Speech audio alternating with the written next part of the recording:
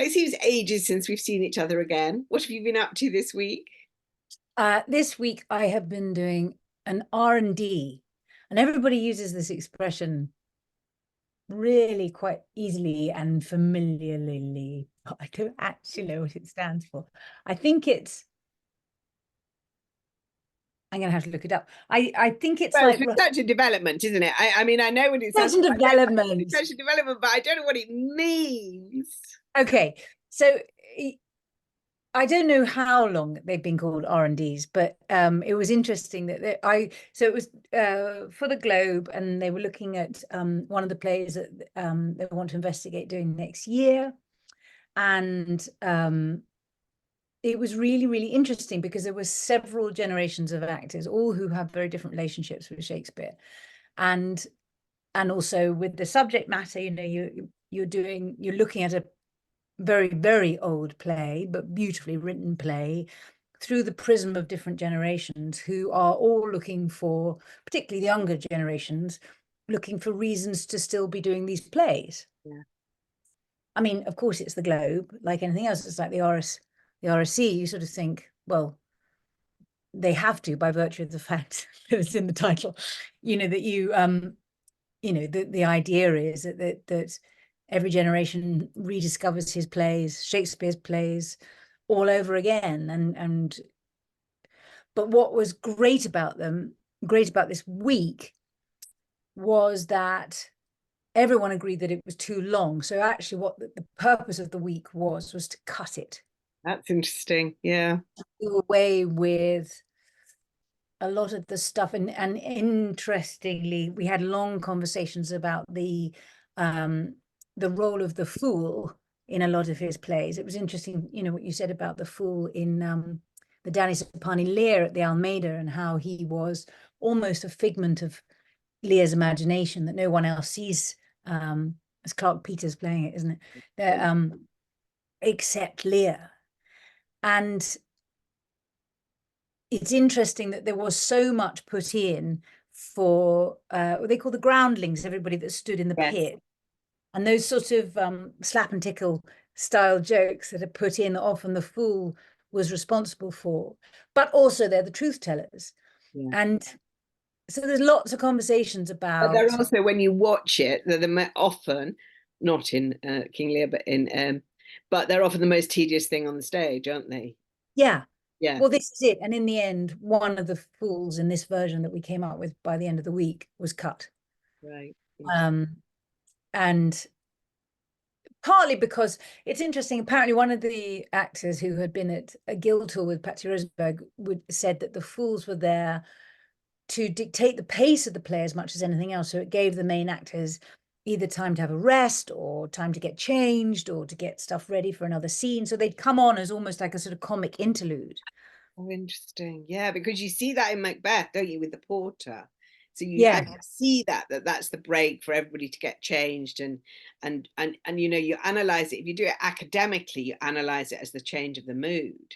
But it's really interesting that that's a sort of extension of the fool's role that you, yeah, how interesting. It was interesting. And also talking about the nature of people being prepared to sit through 4 hours of theatre now, which they're not. You know, everybody wants things quicker, they want pace, they want, you know, partly just because that's where we're at, partly maybe that's dictated by social media and the nature of tittle tattle and, you know, screens, and we want it fast. We're not prepared to sit through it and invest in the way that perhaps Elizabethan audiences were, because that was their main entertainment. And so we were sort of doing away with the segues and the links, and it was really interesting looking at how then, you know, Shakespeare does stand up to that. You know, Shakespeare done at speed, potentially even without an interval, you know, like the cat. Yeah. Well, that was the interesting thing about the Lear. Let me just welcome everybody to Oh yeah, sorry. this week's episode of As the Actress Said to the Critic, with me, the critic, Sarah Crompton. With me, the actress Nancy Carroll. Slightly late we are, because we've both been so busy, so we've been a bit slow in getting together this week. But actually, so the interesting thing with the Lear which I very much admired at the Almeida, was that had she run it without an interval and cut it a bit more, I felt I could have done it. You know, by the time we got to the Blinding of Gloucester, which was 2 hours in, and in fact we had another hour and a half to go, so she couldn't really have done it. But if it had been maybe an hour, I maybe would have sat there. You know, like Pina Bausch's ballets, for example, dance works are an hour or 3 hours, and you don't move from that. You don't move from a 3 hour movie. You know, Oppenheimer's um, nearly 3 hours. So Right. actually you can sustain that if you know you're going to, and if the production's gripping enough. I think that's really interesting with her. You need an interval in Shakespeare sometimes. And also I always think about my dad, that about cutting, because we we realized as we grew up, he was a great quoter of Shakespeare and of the Bible, the King James Bible, which he liked, and poetry and so on. But it was only after we reached adulthood that one of his qualities was he cut the bits he didn't like or the bits that he didn't feel worked. And it really was so brilliant, because there is a bit in the King James Bible which we used at his funeral, and he'd used it at his own father's funeral. And when we came to look at it, he cut it. So it ran like a poem, but there were loads and loads of bits that it were not there in my father's version. You know, it works. It communicates its message absolutely. And I love cutting Shakespeare, you know. I think I'm a great believer in cutting.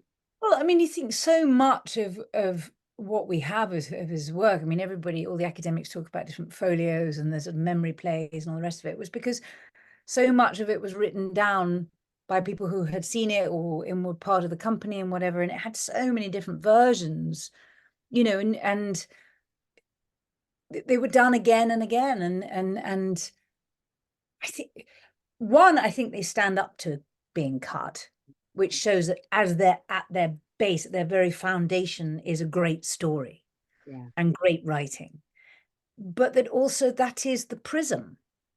You know, and so you are allowed. I mean, I think, and I said this quite openly, I think, you know, having done quite a lot of his plays, you know, for many, many years at different times in my life,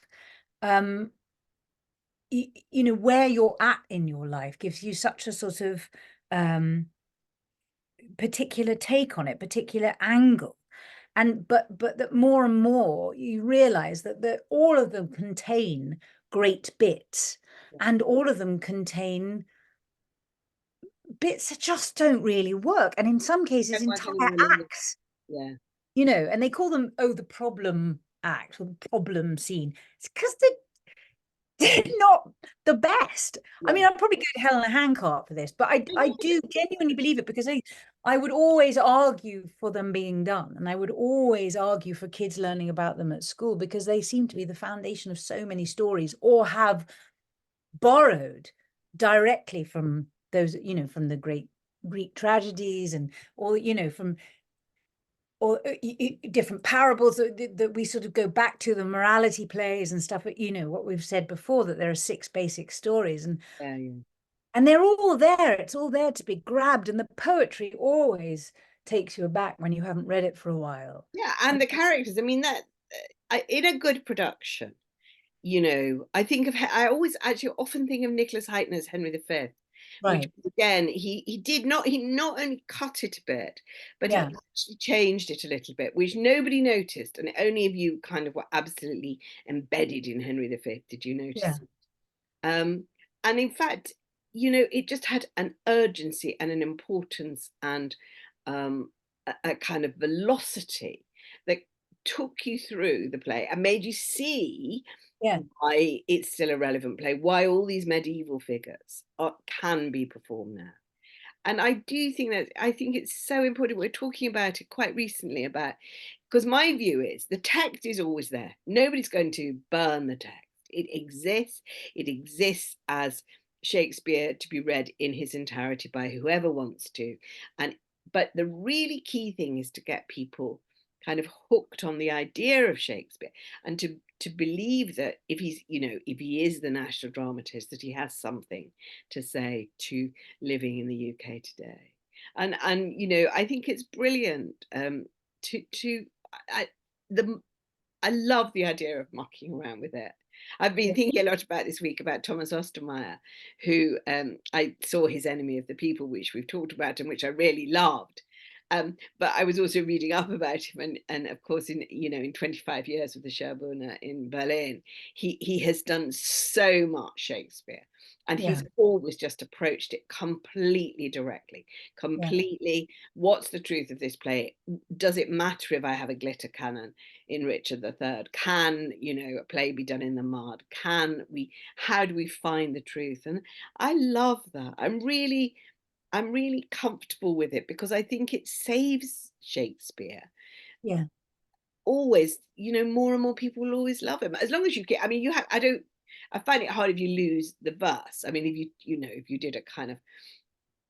did a production, say, well, I did actually once go to a production of Cymbeline at the Globe, actually, where Yeah. they lost the speech about Imogen, about where Sweet Violet's land, that went, and I thought that's such a shame. So I have a bit of a reservation then, but nevertheless, I'm always more excited by seeing sort of rethought Shakespeare than I am seeing underthought Shakespeare, I think. Yeah, yeah, yeah. It's so amazing, the rhythm of all that. And I mean, maybe that's partly to do with our individual relationships with the plays, and how we came to know them, or different productions that we've seen. But then when you see one that's missing moments, you're like, oh, it's like missing a heartbeat. Yeah. I remember seeing a Lear, and I can't remember whose it was, where they took out all of Cordelia's interjections at the beginning to Gosh. the audience. I Yeah. can't even remember what the words are. I mean, I played her. Well, I've misquoted Cymbeline, I know. So, but Well, no, anyhow, but the things, where she talks to the audience and says, "The hell am I going to say? What can I say?" And then she's, well, I got, and then when he finally turns to her and she says, "Nothing, my lord," she's already established a relationship with the audience. So when I watched this production, and all of those interjections to the audience were cut, probably because the director and the actors felt it was more dramatic for her to, but the first time you hear her voice, to say, "Nothing, my lord." But like you, waiting for Imogen's speech, you're like, no, oh,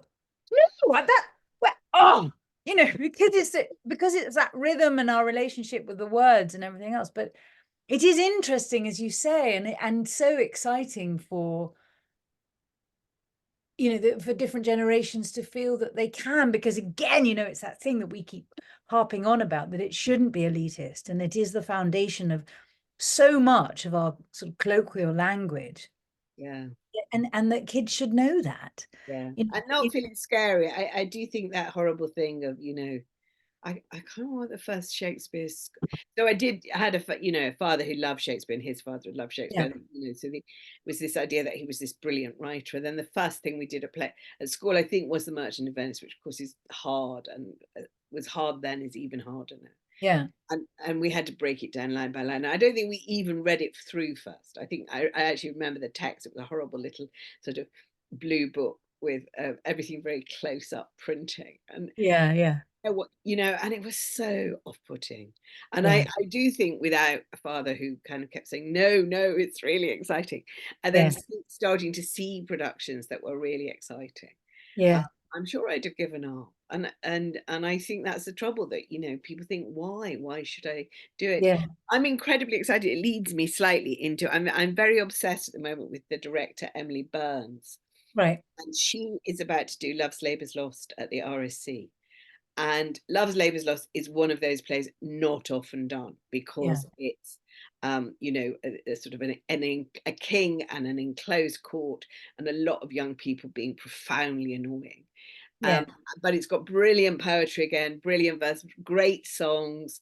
um, yeah, it's a lovely thing, but it isn't often done now, and people don't like it. And Emily Burns is had they asked her, Daniel Evans, Tamara Harvey, taking over the RSC, said, "What do you want to direct?" And she said, "Love's Labour's Lost."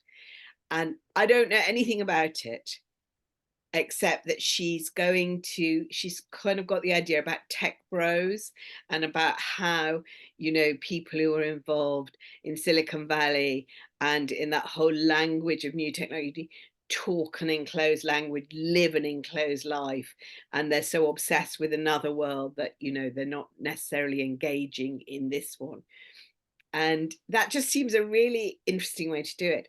And I'm particularly excited because my absolute pleasure this week, my total joy this week was she has directed Dear Octopus Oh, by right. Dodie Smith at the National Theatre, which I have to say, Nancy, was one of my great evenings in the theatre of recent times, because again, it links with my dad. My dad used to quote Dear Octopus at family gatherings, because that's what it's about. It's not really about much, but it's about the family, who is the Dear Octopus whose tentacles we can never escape.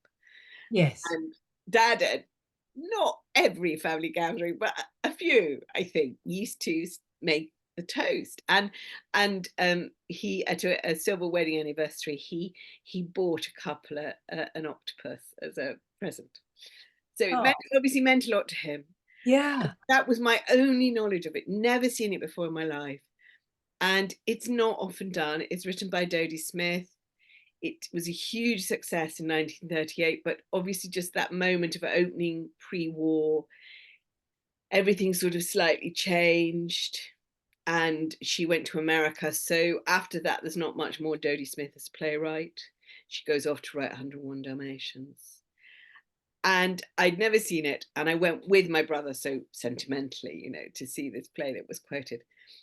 And it's a wonder. And it's so beautifully acted and so beautifully directed.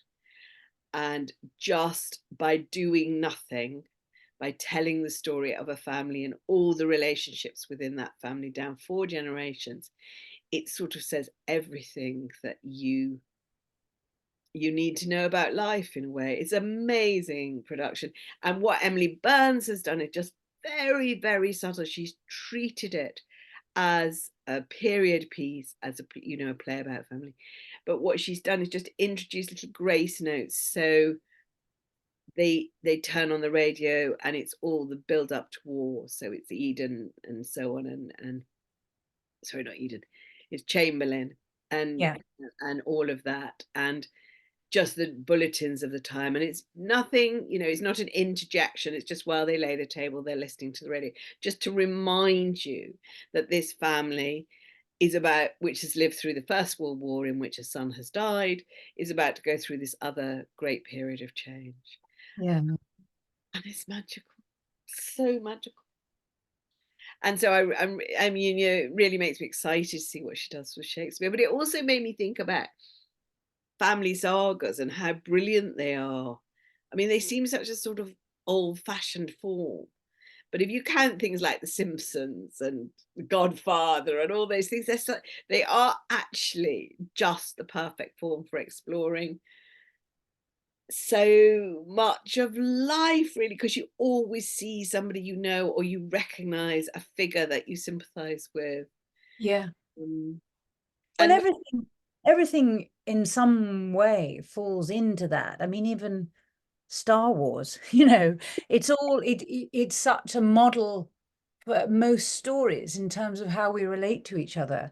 Because if that's our formative experience, it then informs most of your life, how you find friends. You know, are you filling gaps? Are you trying to emulate other relationships? Are you, you know, escaping family, or, you know, trying to recreate family, or, you know, that sense of belonging that we all have? And the ghosts of family just stay with you forever. And so that I would sort of, there can't be many stories in the whole of life that don't have some element of a family relationship, that and a reader or an audience member or listener will go, oh, okay, well, that's a father-daughter relationship, or that's a sibling relationship, or that's filling the gap because the mother died, you know, when that person was 8, or whatever it is. And it is our formative experience, or the lack of it thereof, you then, you know, carry on through the life. rest of your life overcoming. And it's everything, isn't it? You know, it's like the garden. We you know, flowers pollinate things, trees talk to each other, you know, and don't necessarily fruit at the same time. We all share the same air, the same soil, the same pollen, and it's an ecosystem. Families are an ecosystem, and they form the foundation of everything. And I think they did. I mean, I think that's absolutely right. And obviously everything is, and you're right, you know, it is well, Oedipus, you know, so it's one of the story, you know, yeah, text. It's the story. What I feel happened and what I think is interesting about this Dodie Smith is that the fashion for domestic drama sort of changed, and so I guess when you I'm making this up on the spot, so it may not be a very robust argument, but sort of in the 50s and 60s, if you look at what sort of people like Pinter and Osborne did with the family, they are essentially still using family relations, but the kind of political intent and the oddity of the relationships is more clear. And that idea of a domestic drama, which was just a domestic drama, and yeah, which through its unfolding reveals truths about love, really, and about, I mean, relationships and class. And it is just, I feel it did go out of fashion. And that I'm so glad in a way that I feel it is coming back into fashion again a bit. So mm-hmm. we both saw and loved Beth Steele's as the star till the stars come, Yes, till the stars come down. because clearly, you know, I mean, you know, Dear Octopus could be its cousin, really, only it's a Yeah. bit ruder and funny and more broad in its humorous effects. And Yeah. the more I've thought about that as a sort of family saga, the more I've thought about it as it did have within it, it's got all this stuff about wrongly placed love, which I found so interesting in it. Um, Dear Octopus. well, in both actually. So Dear Octopus and Till the Star Has Come Down. That people are in love with the wrong people, or Right. people are trying to find love, you know. Yeah, and it's quite a simple notion, but it does absolutely speak to so much of what goes on. I don't know the story and I haven't seen it yet, but is that because they've lost people in the First War, or? Yes, it is, and it's actually got a sort of slightly. I don't want to give away too much, but it's got a slightly. I always think Dodie Smith and Nancy Mitford are kind of sort of writing cousins, and that Dodie Smith was the kinder version of Nancy Mitford in a sense. Right. But it's got because it's got a generation of family. It's got one sister who comes back and who has a secret about what has happened to her that she reveals. And it's not a very big secret, but it is about sort of having had her heart broken, um, rather as in, you know, the Mitford, name of the thing. Anyhow, it rather as in that, but um, also as in Hills of California. Right. Butterworth, another sort of domestic setting about sisters, about families, and In Pursuit of Love is the Nancy Mitford. In Right. Pursuit of Love. Um, yeah, the Jez Butterworth is also kind of another saga of sisters, mothers, truth coming out. Yeah. And I just kind of see that in my days when I was running an art session, we always said three things was a trend. And I feel with Till the Stars Come Down, Dear Octopus, and um, uh, Hills of California, that's a trend. There's a kind Yeah. of revival of interest in the family saga, and particularly the family saga told through its feelings of its women members. And also, I mean, I suppose Dixon and Daughters that happened last year, wasn't it? It's true. That's And it's definitely a trend. and it's interesting that a lot of this maybe is post-lockdown, that we're happy to look at, or maybe we've had a little bit of distance from lockdown, but also then it's suddenly familiar again about what it is to be holed up with people you don't entirely, you haven't entirely chosen. Yeah. You know, the nature of it. You have your chosen family. And it's interesting that, like with the ferryman and Jerusalem, that again, that they had a family structure to the characters in the other Jez Butterworth. Huge successes. That with the ferryman, it was all set around family and extended family, but with Jerusalem, it was a chosen family, lots of lost souls hanging around Rooster as a sort of paternal figure. Yeah.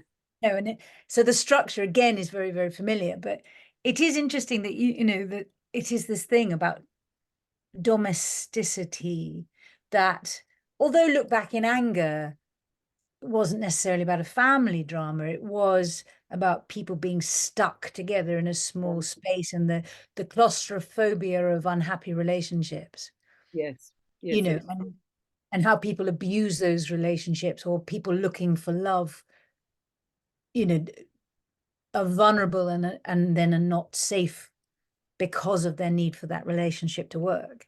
You know, so there are sort of similar Yeah, themes. and I think that's such an interesting thing you say about COVID and lockdown. That hadn't occurred to me, but you're absolutely right that because that threw everybody back on Yeah, families. And I'm conscious of, as I go about my daily life, that people all still talk about the effect of that time and how yeah. it changed them and their views, either to want to spend more time with their family or maybe to spend less, or to nurture different aspects of their personality. I think has had a profound effect that at some levels we are still reckoning with. And it hadn't occurred to me at all that maybe that's part of what's happening at the moment, that out of that is coming that examination of the most basic of human Well, relationships. it's yeah, we are sort of subconsciously analyzing and you know, looking at the fallout really,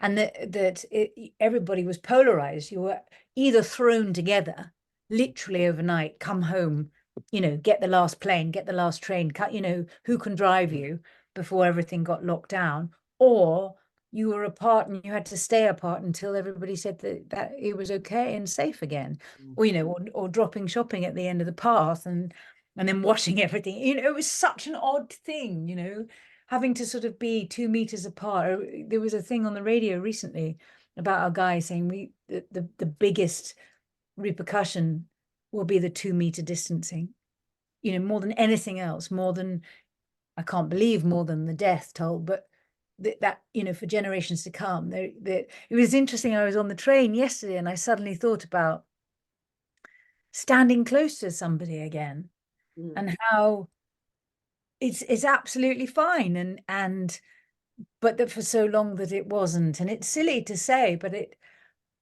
it's that you suddenly get a flashback, don't you, of when that time when, you know, 2 years ago, whatever, we would have been like, you Yeah. know. And that basic longing for a hug, I mean, as well, and Yeah, a hug and a kiss. And there's a Dear Octopus, one of the things, there were two things that were lovely. One is I went on my for my own pleasure. So I didn't have a notebook. I didn't have to think. I could just absolutely surrender to it and sort of um, sit and allow it to work on me, which was so lovely. And yeah, the points throughout where both my brother and I could be heard blubbing copiously.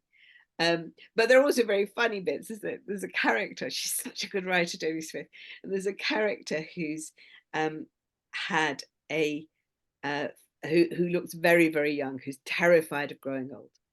And there's a line for the mother, played wonderfully by Lindsay Duncan, where she says she may have had her face lifted, but she still has to lift her legs to get up the stairs.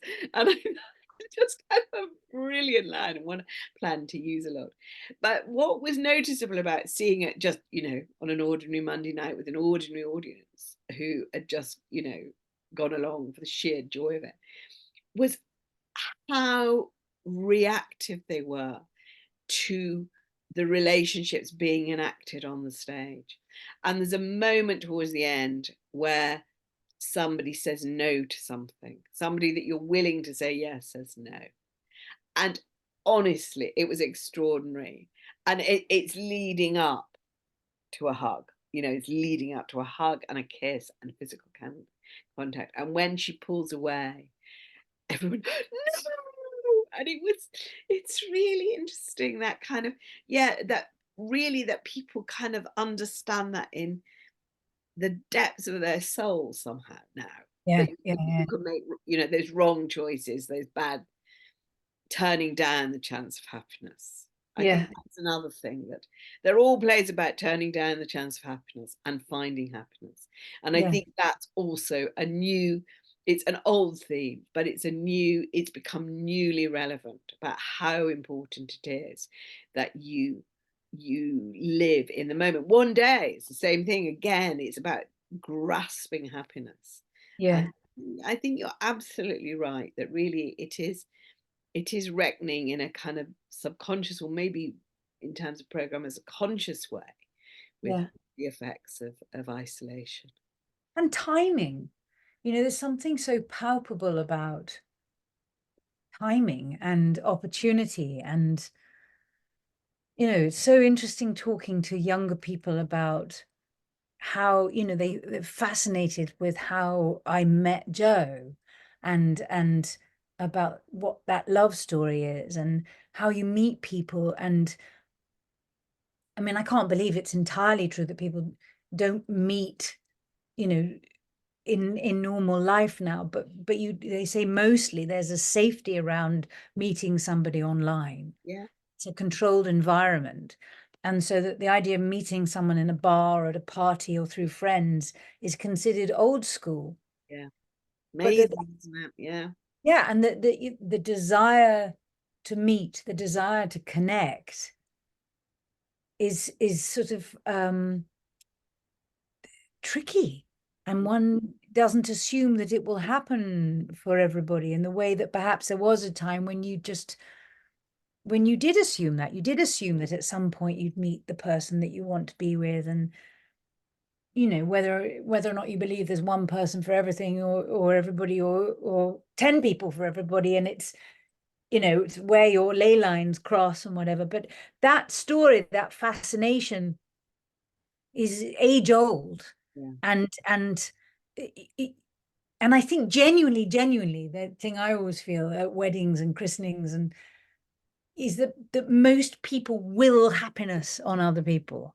And I think it's true of characters that you watch in films or on stage or hear in the radio or whatever, that you will people to be happy mm, through a vicarious longing, either because you are nostalgic about your own life or because you want it in your own life. And it's something.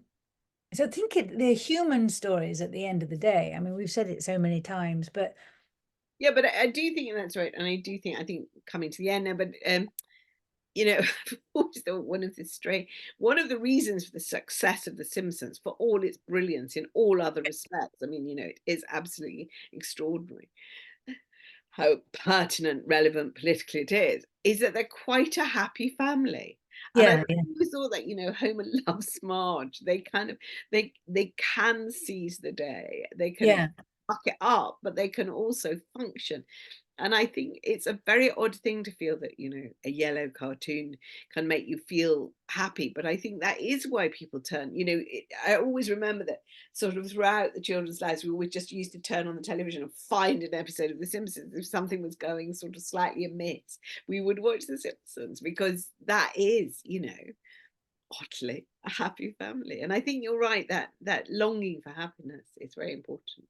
You must go and see Dear Octopus. I think but I you will. I mean, it and I reminds me of Coronation Street as well, and all the yes, soap operas. That there's always such a big deal around weddings on soap operas, or when people get together, and it's the thing of that, when you have regular access to people who aren't directly in your lives, but they live in your living room in any shape or form, and you do have that concentrated community of Coronation Street, and and they're regular. There are sort of usually transient characters, but also the regulars who you've grown up with. yeah. Um, and Yeah, I actually, that's really interesting, because somebody tweeted that they were disappointed with Till the Stars came down, come down, Till the Stars come down. That they felt that it had was just a sort of glorified soap. But that, I think, is a mistake about soaps, because I think when the soap opera is working at its highest level, yeah, and you're absolutely right that it is an image of you know, family relationships, community, that you kind of recognize and aspire to, and it allows you to process your own feelings, your own thoughts through what you're seeing. Yes. And I think Till the Stars Come Down does do that, does so Yes. in an incredibly sophisticated way.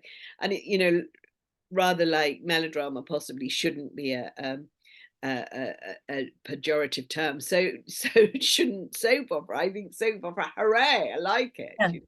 Dear It was, Octopus is a sophisticated soap opera, I think. but didn't you think that was quite fascinating? Because the one thing that we have both seen is Nye, Yes. and that the relationship between the best friend, what was he called? Was he called Arthur?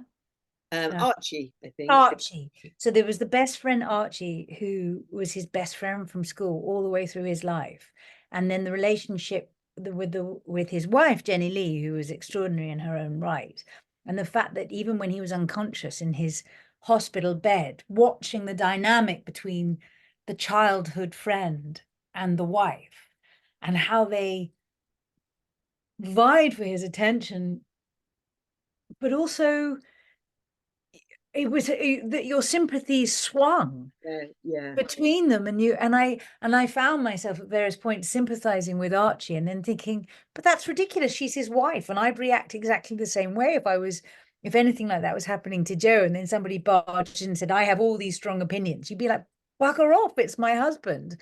Yeah. And but at the same time, you've seen how extraordinary Archie was in bringing Nye out of himself and protecting him and guiding him like like an angel, really, all the way through his life. Yeah. And so and I don't know whether that's a construct of the play, or if it really was that like that in their lives, but it's interesting at certain points that you do sympathize with him, I found, rather than his wife. And amazing that to this day, one of those facts about Nye Bevan is that he had stomach cancer and he didn't know, because that's what she wanted. Yeah. And I mean, I found that amazing. It was such an interesting production for, Yeah. for Yes, you're the, right, and it does give you the people do give you a kind of route into kind of quite a phantasmagoric production. That it is true that yeah, ask questions makes you ask questions. Purpose of theatre, yeah, purpose of art. definitely. I mean, I found it fascinating, but also, in amongst all the political history of what it took to create the NHS and how extraordinary he was, and there is at its core a family drama, I suppose. Yeah, absolutely. Yeah. Good. I think that's a good place to stop. Yeah. I should go off and watch a lot of football for the rest of the Oh, day. very good. I'll probably have a life. Okay. Well, that's a goodbye then. Did we introduce it in the beginning? I can't Yes, we remember. did. We did. Oh, we We did. remember to do that. Oh, So but you can do the goodbye. oh, okay. So that's a goodbye from me, Nancy Carroll, the actress. Goodbye from me, Sarah Crompton, the critic. Can you press stop?